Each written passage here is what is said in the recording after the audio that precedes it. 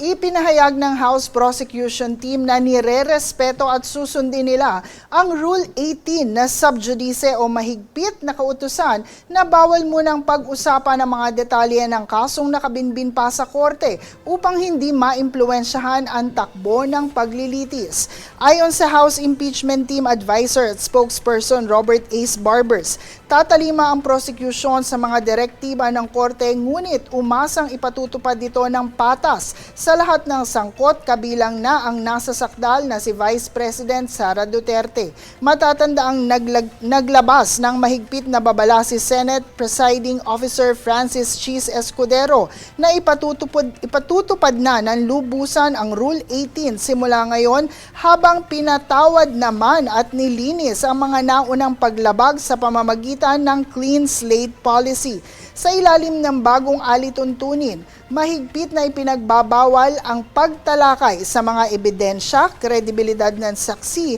at kahihinatnan ng kaso kung saan may katapat itong 2 strike na parusa na may kasamang mabigat na reprimand o multa hanggang 30,000 piso para sa mga lalabag.